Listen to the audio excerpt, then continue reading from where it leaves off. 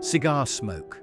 Rich, heavy, blue-grey, mingling with gin and the aroma of broiling steak at 30,000 feet. The cabin of a French-built jet, quiet in a way propeller aircraft could never be, filled with men in grey flannel suits, briefcases at their feet, martinis in hand, real silver on real china, leather seats deep enough to disappear into. For 17 years, this was an ordinary Wednesday evening on the route between New York and Chicago. A club in the sky, where women and children were not permitted, where stewardesses placed slippers on passengers' feet, where the New York Times crossword was completed in pen before takeoff. A world that seems impossible now, but it was real. Every detail of it was real. Let me take you there. Picture this. It's 1961, a July evening in Newark. A sleek, French-built jet sits on the tarmac, its rear-mounted engines giving it a silhouette unlike any other aircraft in the American sky. A procession of men in grey flannel suits, briefcases in hand, crosses the tarmac toward the built-in rear stairs. They climb, one by one, into the cabin of a Sud Aviation Caravelle. They are businessmen, executives, the men who run things, and they are the only passengers who will ever board this particular flight. For 17 years, from April 1953 to January 1970, United Airlines operated something extraordinary on the route between New York and Chicago. They called it the Executive. The marketing promised what most airlines wouldn't dare to say aloud. This was a flight where women and children were not permitted, a club in the sky, a refuge at 20,000 feet. The concept seems impossible now, almost difficult to believe, but it was real.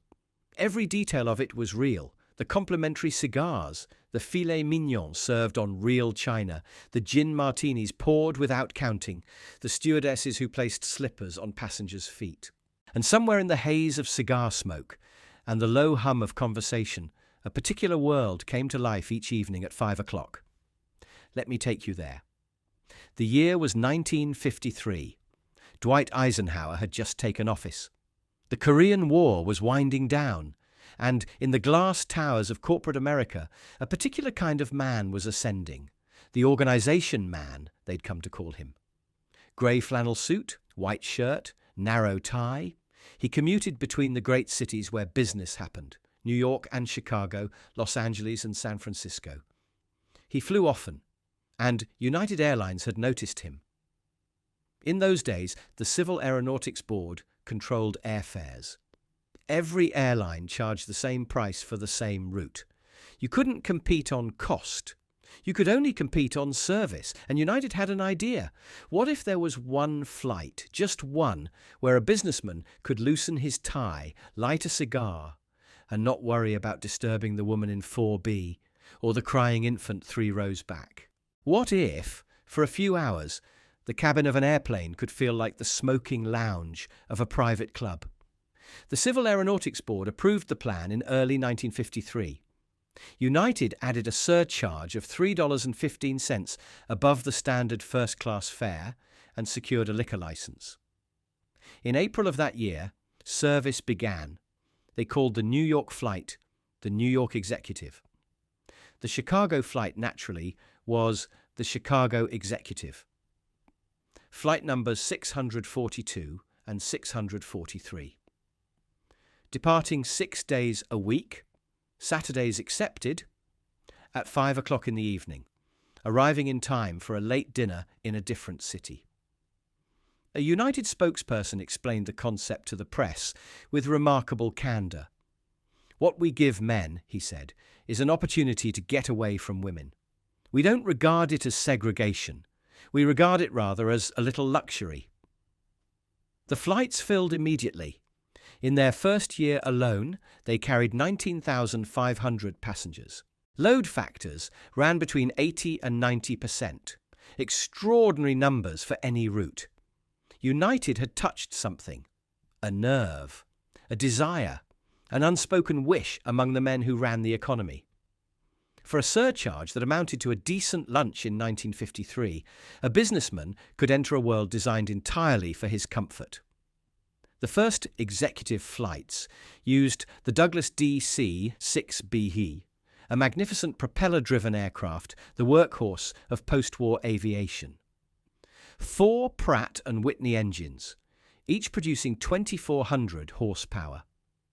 The sound of those engines, a deep, resonant throb that passengers felt through the soles of their shoes as much as they heard through their ears. The DC-6B cruised at perhaps 315 miles per hour. LaGuardia to Midway took 3 hours and 15 minutes, long enough for a leisurely drink, a multi-course dinner, and a cigar or two before the captain announced their descent into Chicago. But it was the interior that set the executive apart. United had configured these aircraft in all first class with a layout found nowhere else in commercial aviation. Behind the cockpit, a forward lounge held 8 seats, arranged club-style, 4 facing 4, as in a private railway car. The main cabin offered standard first-class seating, 2 and 2, with 40 inches between each row. Room to stretch, room to work. At the rear of the aircraft, a circular lounge with 5 or 6 seats created the social hub, the place where men gathered, drinks in hand, cigars alight, to talk business or talk of nothing at all. Can you imagine it? Boarding an aircraft through the galley area, the smell of broiling steak already drifting from the ovens, the stewardesses greeting you by name if you'd flown before, finding your seat, leather, deep, enveloping. The table beside you could become a work desk with a flick of its surface, but work could wait. The drink cart was already rolling. Then, in 1961, everything changed. United became the only American airline ever to operate a French-built jet, the Sud Aviation Caravelle. 20 aircraft, purchased for $68 million, each named for a French city. Ville de Toulouse, Ville de Paris, Ville de Marseille, Ville de Lyon. The inaugural flight, on July 14th, lifted off on Bastille Day, a touch of Gallic elegance that United's marketing department surely appreciated. The Caravelle was a revelation. Its engines were mounted at the rear of the fuselage, behind the cabin, and the difference in sound was extraordinary. Passengers sat forward of the noise. The cabin was quiet, genuinely quiet, in a way propeller aircraft could never be. The jet cruised at nearly 450 miles per hour, 30,000 feet above the earth, and the New York-Chicago run shrank to 1 hour and 50 minutes. The airports changed too. Newark to O'Hare now, the Caravelle being the first jet to operate from Newark. And the boarding ritual acquired a new glamour. No jetways in those days. Passengers walked across the tarmac, climbed the built-in rear stairs of this sleek, swept-wing machine, and entered a cabin configured entirely in first class. 64 seats, 16 rows, 2 and 2, every seat a good seat. One aviation historian described it this way: a conga line of businessmen in grey flannel suits, carrying leather briefcases, climbing those rear stairs in their white button-down shirts and skinny black ties. It's an image that captures a moment perfectly. A particular kind of man, a particular kind of confidence, a world that knew exactly what it wanted. Let's board. You've arrived at Newark. It's a Thursday evening sometime in 1966. You've spent the day in meetings in Manhattan, and now you need to be in Chicago for breakfast tomorrow. You find the gate for the executive. That's all you need to say at the counter. The executive, and you join the other men walking across the tarmac toward the Caravelle. The rear stairs are narrow. You climb them one by one, briefcase tucked under your arm. At the top, a stewardess greets you. She's young, they all are, these stewardesses, required by the airline to be under a certain age, unmarried, maintaining their weight within strict limits. Her smile is practiced and genuine in equal measure. She shows you to your seat. The cabin smells of leather and cigarette smoke and something else, something from the galley, a hint of beef, a suggestion of dinner to come. You settle into your seat. Leather, soft, the kind of chair that invites you to stay a while. A stewardess appears at your elbow. Something to drink before we depart? Gin martini, you say? She nods. Within minutes, a proper martini, not a miniature bottle, but a real cocktail in a real glass, cold and clear with an olive on a pick, appears on your tray. The 2-drink limit mandated by the Civil Aeronautics Board is, you have learned from experience, more of a suggestion than a rule. Some passengers would just say, "Save yourself time and give me 3 bottles," one stewardess later recalled. Nobody's counting. The drinks are complimentary. The fare covers everything. The aircraft pushes back. The engines spool up, not the throb of pistons, but the rising whistle of jets. You feel the acceleration pressing you gently into your seat. Newark falls away below, and the cabin transforms. The stewardesses, 3 of them working in concert, distribute newspapers. The Wall Street Journal, the New York Times, business magazines, Sports Illustrated, and yes, Playboy, tucked discreetly among the financial press. A teletype machine chatters somewhere forward, printing the closing stock prices, the Dow Jones figures, the news of the business day, the 1950s equivalent of Wi-Fi, co-branded with the Wall Street Journal. In the rear lounge, men begin to gather. The no smoking sign goes dark. Cigarettes appear, then cigars. The stewardesses move through the cabin with boxes of complimentary cigars, offering them with practiced grace, lighting them for passengers who accept. Before 1962 and the Cuban embargo, these were reportedly Cuban cigars. The cabin fills with smoke, rich, heavy, blue-grey smoke that would be unimaginable on any flight today. But here, in this cabin, it's part of the atmosphere, part of the experience, part of what the executive promised. A stewardess from those years remembered the ritual fondly. "We saved the cigars until the no-smoking sign went off," she recalled. Comments of appreciation by most passengers. Funny how we all accepted other people's smoke in those days. The smell of it, can you imagine? Cigar smoke and gin and broiling steak, all mingling in a pressurized cabin at 30,000 feet. The smell of a particular kind of privilege. The smell of men who had arrived. And then came dinner. The meal centered on filet mignon. A former United employee confirmed it. A filet mignon, cooked medium rare. Served with baked potato and green peas on real china. The debonair pattern made by the Syracuse China Company.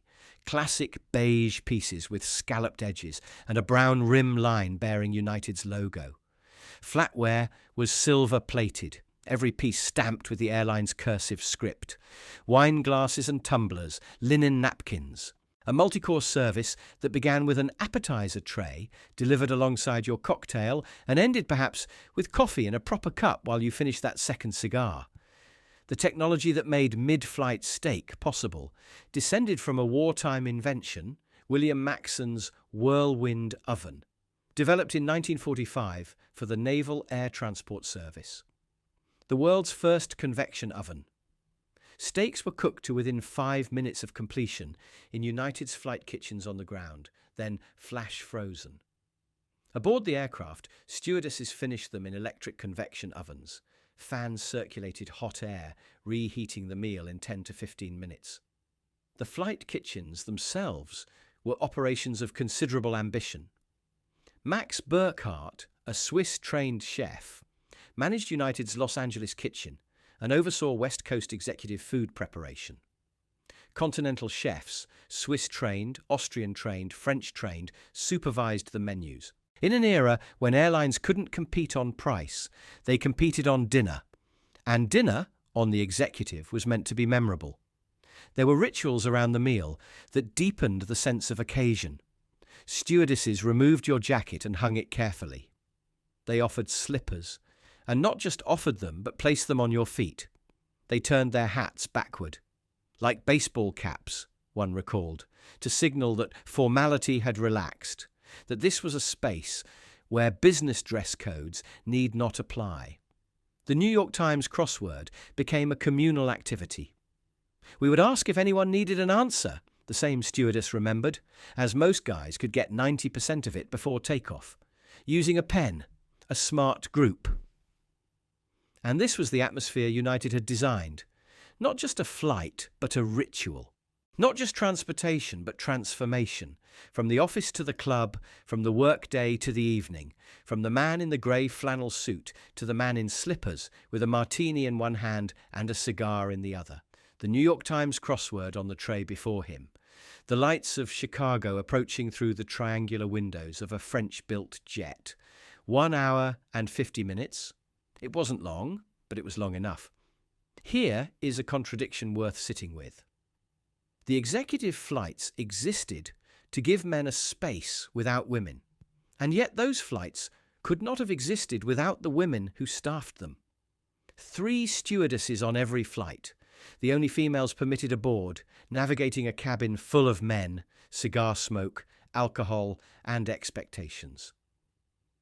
The hiring standards were exacting.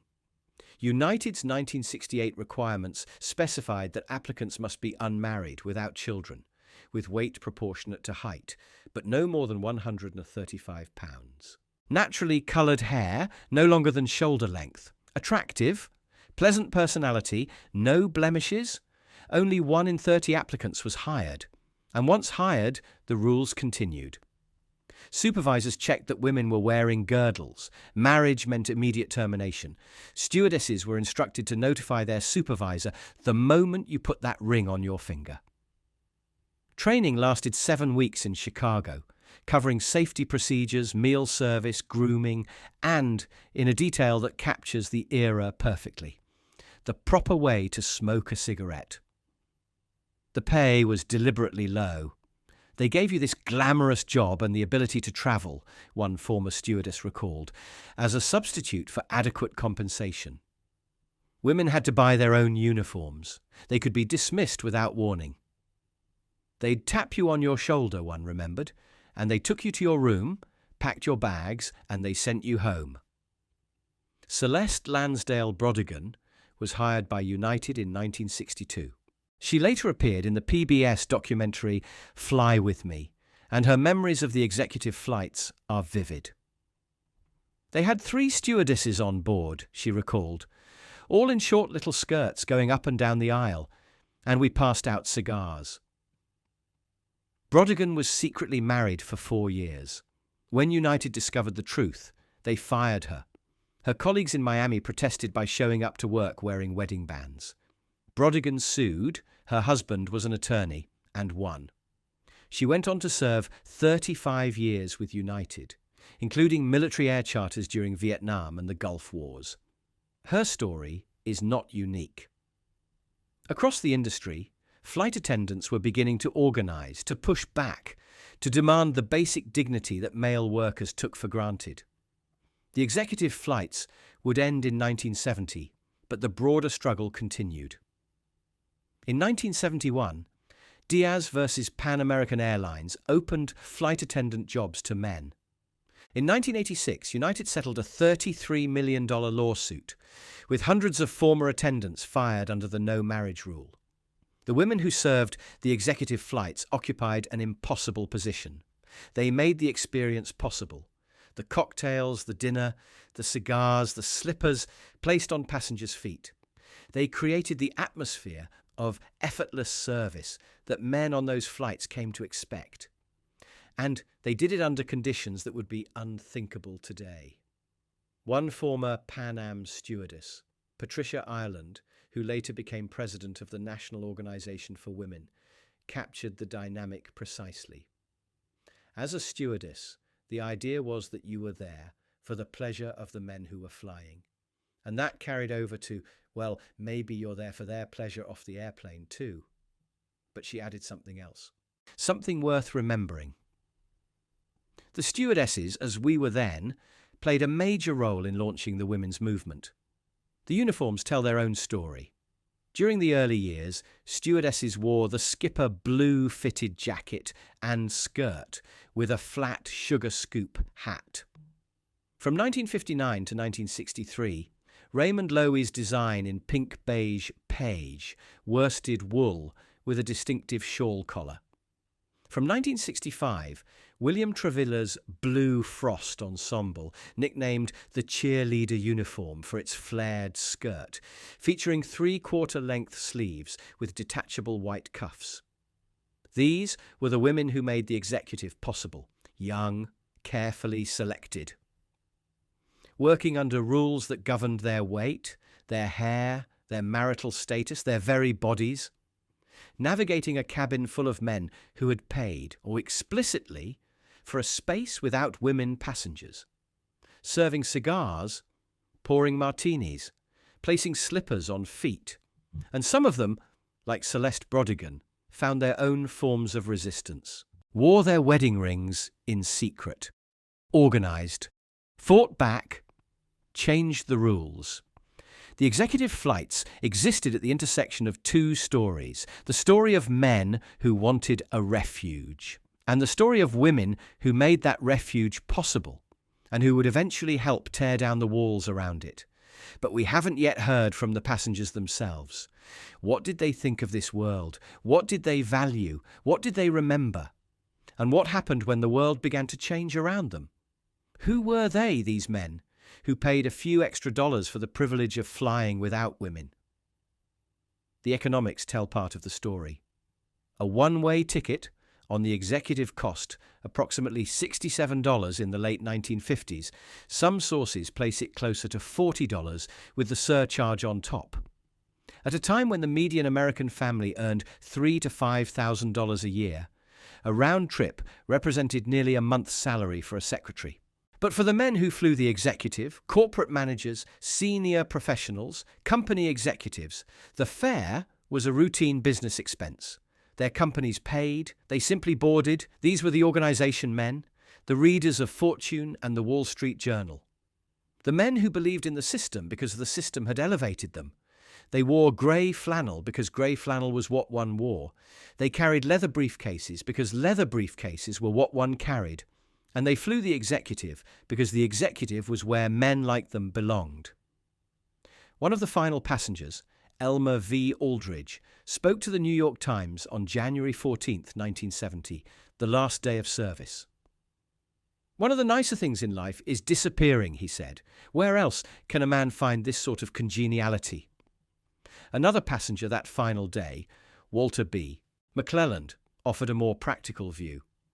You want to know the real reason why we're here? It's not because of no women. It's because there are no squealing kids. Perhaps that was truer than the marketing admitted. The executive promised escape from the ordinary, from the domestic, from the responsibilities that followed men home.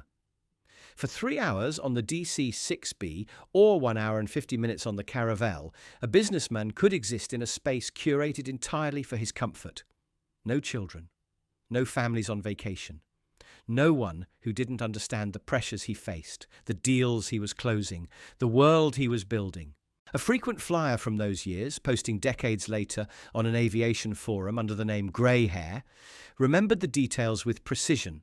The perks for an additional $3, or was it $5? You have a men-only flight, no women or kids or teens or infants. You got slippers, a great hot meal earmarked for first class. Playboy magazine was available, along with sports magazines, the Wall Street Journal, which was unheard of on planes, and great service expected of first class in the 60s. An academic who flew in that era recalled being surprised when his travel agent booked him onto a men-only flight. I was probably just travelling to give a lecture at another university myself. I must say I was surprised when I discovered the flight I'd been booked on was a men-only flight. But it was in no way like today's President's Club. Everyone was pretty well behaved as far as I was aware. Well behaved. That phrase lingers. These were not wild flights, not bacchanals at altitude. They were professional, collegial. The atmosphere of a good club, where men knew how to conduct themselves, where certain standards were understood without being stated. The executive flights competed directly with ease and helped to kill one of the great icons of American travel, the 20th Century Limited. For decades, that legendary train had connected New York and Chicago in overnight luxury. Pullman sleeping cars, a dining car of genuine elegance, a barber shop, secretarial services, departing Grand Central at 6 in the evening, arriving LaSalle Street Station at 8:45 the next morning. 16 hours of civilized travel. But the executive covered the same distance in 3 hours and 15 minutes. Later, on the Caravelle, in under 2 hours. A businessman could leave Newark at 5, be in Chicago for dinner, conduct his meetings the next morning and fly home that evening. The 20th Century Limited began its long decline in the mid-1950s. It dropped its all-Pullman status in 1958. On December 2, 1967, it made its final run, arriving, appropriately enough, 9 hours and 50 minutes late. The executive flights outlived their rail rival by just over 2 years. Two different eras of American business travel, overlapping briefly, then passing into memory. What passengers saw was the cabin, the stewardesses, the meal arriving on china, the cigar offered from a box. What they didn't see was everything that made it possible. Consider the galley, a space barely larger than a closet, positioned near the main cabin door on the DC-6B, where stewardesses worked in close quarters to produce a multi-course meal for a cabin full of hungry executives. The convection ovens that finished the steaks. The storage for dozens of meals precisely organized. The timing required to serve hot food to every passenger while the aircraft cruised through the night sky. Consider the flight kitchens on the ground, the places where those steaks began their journey. Max Burkhardt's Swiss-trained team in Los Angeles, the continental chefs in Chicago and New York. The precise choreography of cooking filet mignon to within 5 minutes of completion, flash freezing it, loading it onto carts, transporting it to the aircraft, stowing it in the galley, and, hours later, miles away, 30,000 feet in the air, finishing it to medium rare and presenting it on Syracuse china. The logistics of service were formidable. Those 64 passengers on a Caravelle executive expected cocktails immediately upon boarding. They expected dinner to be excellent. They expected cigars to be available, newspapers to be current, stock prices to be accurate, and every request to be anticipated before it was spoken. 3 stewardesses accomplished all of this, while navigating a cabin filled with smoke, and men who had been drinking since before takeoff. And then there was the aircraft itself. The Caravelle's 2 Rolls-Royce Avon engines, mounted at the rear, required careful maintenance to keep them running smoothly and quietly. United had demanded 227 modifications from the standard French design: thrust reversers, redesigned windshields, larger windows, stronger landing gear. The mechanics who maintained these aircraft worked through the night so that the executive could depart on schedule the following evening. The ground crews who loaded baggage and catering, the dispatchers who planned routes and checked weather, the air traffic controllers who guided the Caravelle through crowded airspace, the fuel trucks and the baggage carts and the cleaning crews who turned the aircraft between flights. None of these people ever appeared in United's advertisements. None of them boarded the executive or lit a cigar in the rear lounge. But without them, the club in the sky could not have existed. This is always true of luxury. What appears effortless requires enormous effort. What seems natural is, in fact, the product of countless hands working invisibly to create an illusion of ease. The men who flew the executive may have believed they were paying for steak and cigars and an escape from domestic life. But what they were really paying for was the labor of hundreds of people who made it possible for them to feel, for 1 hour and 50 minutes, like the most important men in the world. The world was changing. The men in grey flannel may not have noticed it at first.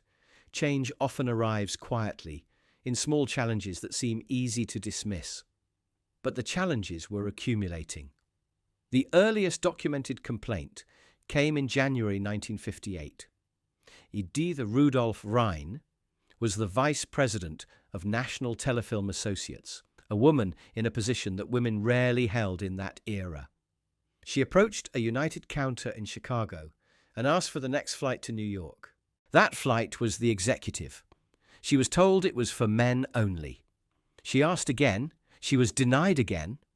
United tried to dissuade her by mentioning that there was smoking on the flight, that men removed their shoes. None of this deterred her. She filed a formal complaint with the Civil Aeronautics Board. No public ruling resulted. But the complaint was on the record, a marker, a warning of things to come.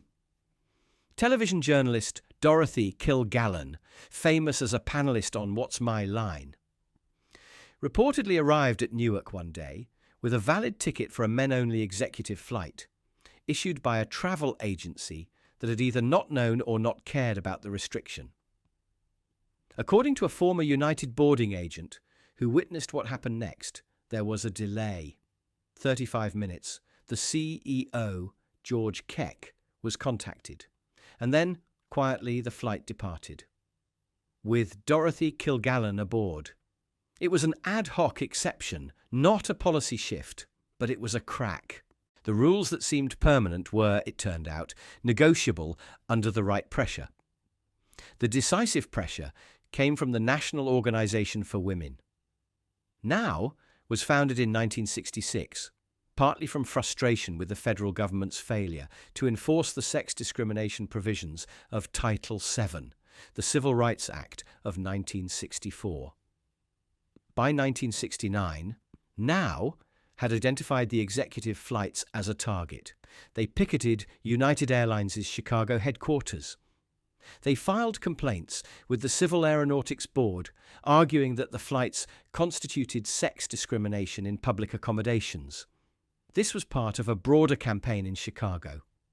In November 1969, 7 NOW members walked into the Berghof, a famous restaurant with a men-only bar, and demanded service. The bartender eventually relented. The walls were coming down, one establishment at a time. The legal landscape had shifted beneath the executive's feet. Title VII prohibited employment discrimination by sex. By 1967, the Equal Employment Opportunity Commission had ruled against airlines' discriminatory hiring practices, the same practices that governed which women could serve as stewardesses. Though Title VII addressed employment rather than passenger access, the momentum was unmistakable. Explicit gender exclusion was becoming indefensible. And then there was the simple economics of the matter. Load factors had collapsed. In the 1950s, the executive flights ran at 80 to 90% capacity. By the late 1960s, they were operating at approximately 40%, half-empty aircraft. The club was losing members. United spokesperson John Blackman attributed the decline to changing times. An all-male environment, he said, had become dated. The Caravelle fleet was aging. United had never designated a replacement aircraft for all first-class executive service. The DC-8s and Boeing 727s that were taking over the fleet could serve the New York-Chicago route faster and more efficiently, and there was no particular reason to configure them for men only. The end was coming. Everyone could see it. The only question was when. January 14th, 1970. A Wednesday. Cold in Newark. Cold in Chicago. The kind of winter day when you wanted to be somewhere warm, somewhere comfortable, somewhere with a drink in your hand. The final executive flights departed that evening. Flight 642 from Newark. Flight 643 from Chicago. The Caravelles, perhaps Ville de Toulouse or Ville de Lyon, or one of their sisters making their last runs as men-only aircraft. The New York Times sent a reporter. The headline, published 2 days later, captured the moment. Another men-only barrier falls. Elmer V. Aldridge was aboard that final flight, mourning the loss of something he valued. One of the nicer things in life is disappearing. Where else can a man find this sort of congeniality? Walter B. McClelland was there too, with his more pragmatic explanation about squealing kids. One imagines the scene, the familiar ritual, the walk across the tarmac, the climb up the rear stairs, The greeting from the stewardesses, the settling into leather seats, the martinis poured one last time, the cigars distributed one last time, the filet mignon served on Syracuse china one last time. Did anyone give a speech? Did anyone raise a glass to what was ending? The historical record is silent on these details. Perhaps it was simply a flight. A quieter flight than usual, given the 40% load factor, but otherwise unremarkable. Steak, drinks, cigars, the lights of Chicago appearing through the triangular windows as the Caravelle began its descent. And then it was over. The route continued, of course. United still flew New York to Chicago multiple times daily. But the flights were open to all passengers, men, women, children, anyone with a ticket. The Caravelles gave way to Boeing 727s. The all-first-class configuration gave way to the standard mix of cabins.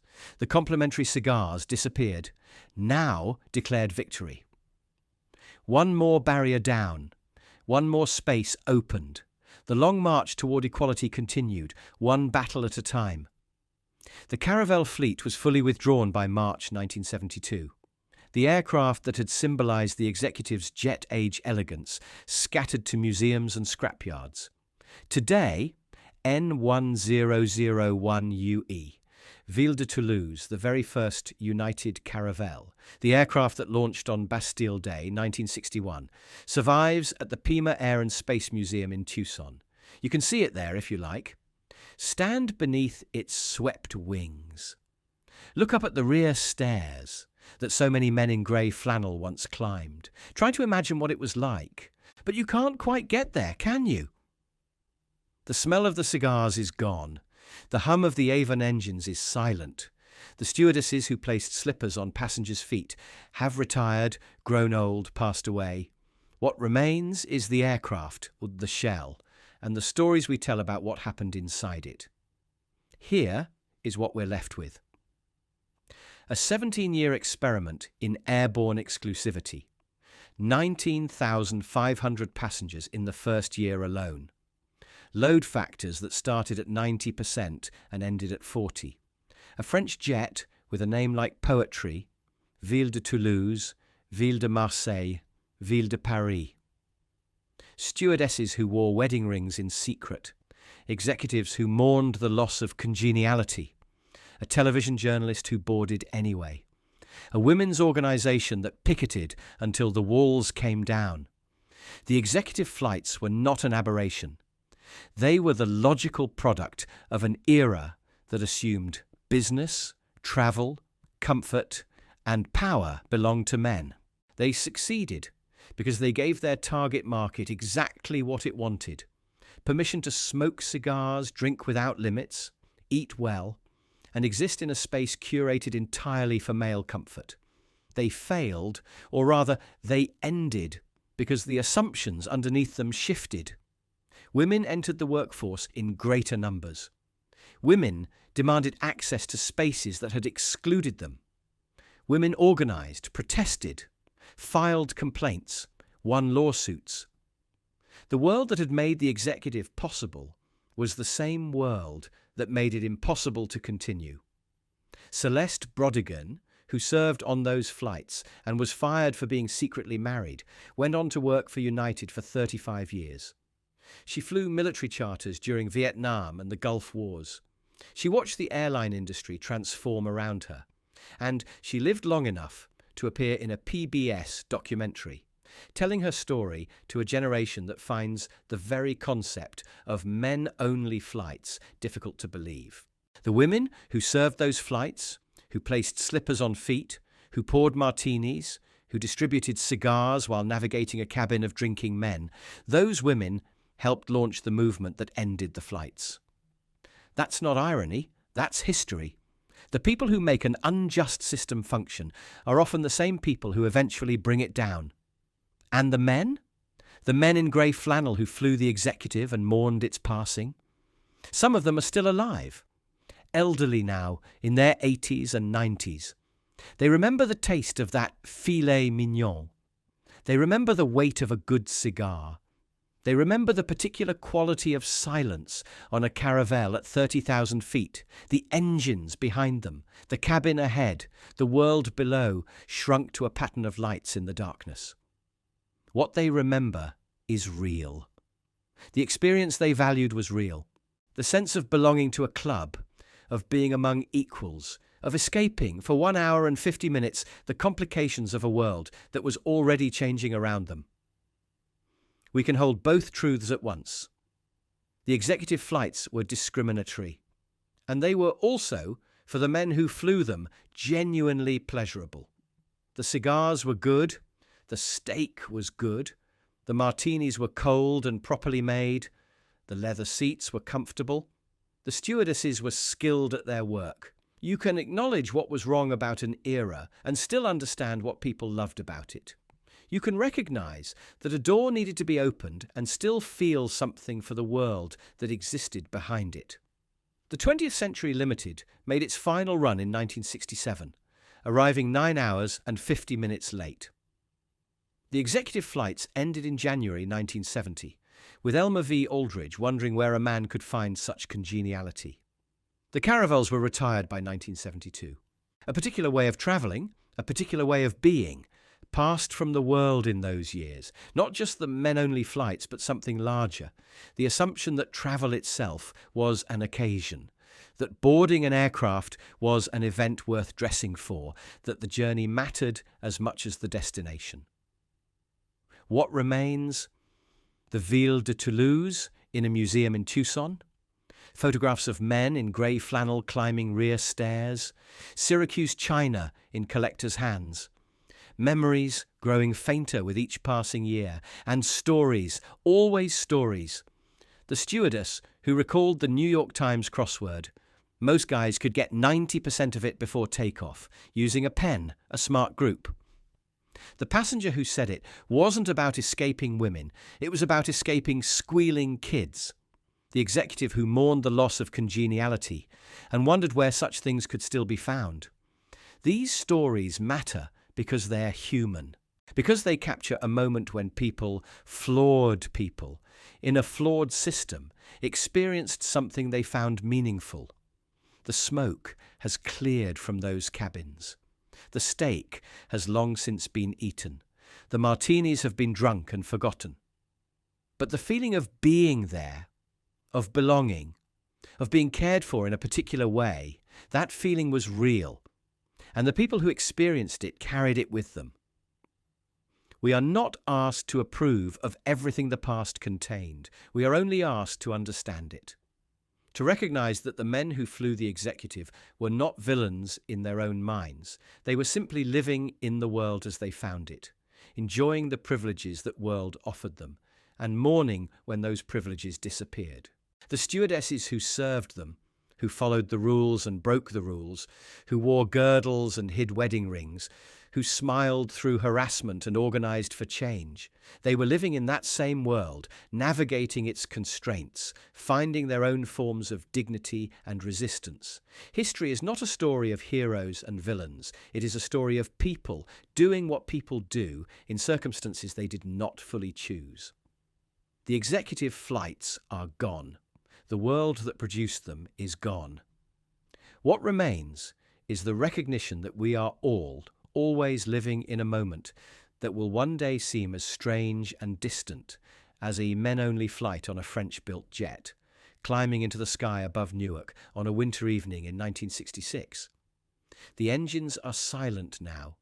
The cabin is empty. The passengers have all gone home. But if you listen closely, if you let yourself imagine, you can almost hear it. The clink of ice in a glass, the rustle of the Wall Street Journal, the low murmur of men talking business, or talking of nothing at all, the particular quiet of a Caravelle at altitude, engines humming behind, the world spread out below like a map of lights. It was real. All of it was real. And now it belongs to memory.